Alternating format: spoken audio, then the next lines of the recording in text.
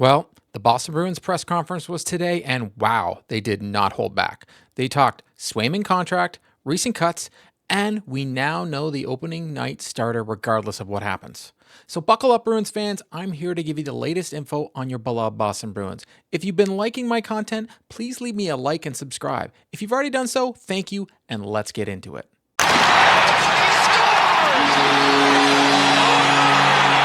Don't worry, I will play clips of the press conference because I feel Cam Neely was the star in so many ways. I want to touch on the players that recently got sent down to Providence yesterday, as Don Sweeney addressed it by saying, camp isn't over.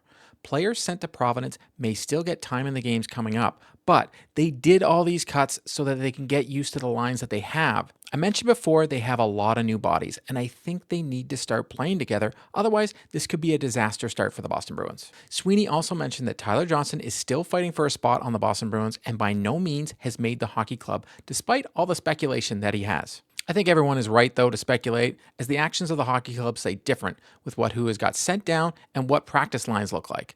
It could be a cap issue as to why he isn't signed, and we could see something like we saw with Heinen last year and how he couldn't sign until they had the cap space to do so. Speaking of cap room, the Boston Bruins brass, and specifically Cam Neely, did not hold back when it comes to discussing Jeremy Swayman's contract status with the Boston Bruins media. I'll let you listen. Since you say you were surprised, Cam, can you share any other specifics here, be it what his ask is in terms of dollars or term?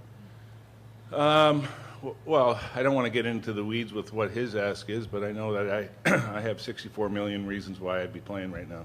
I was in the camp that he isn't being greedy, and I will never say a player is, but it's a scary precedent Swayman and his agent are trying to set with resetting the goalie market.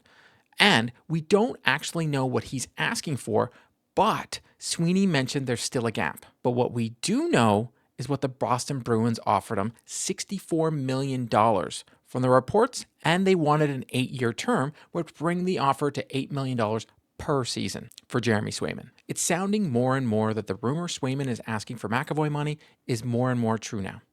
In the case of public opinion, I truly think Cam's comments will hurt Swayman, as $8 million is nothing to shake a stick at.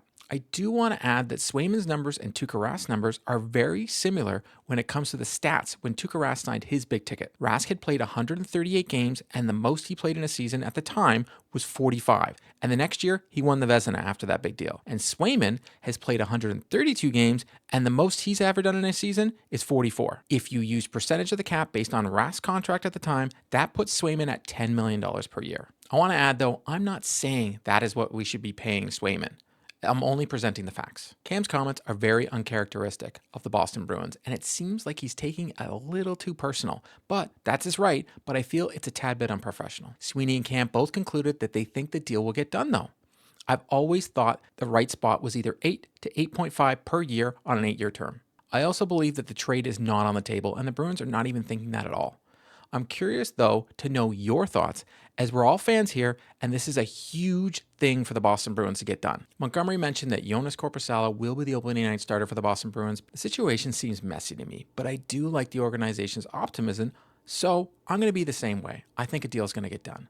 A little part of me, though, thinks regardless of what the number is, when the deal is finally done, that half the fan base isn't going to welcome Swayman back with open arms. And that's the right. And if he doesn't help this team win a cup in the future, that same fan base will hold it against him no matter what happens. Also, they're right. That's a wrap on today's video.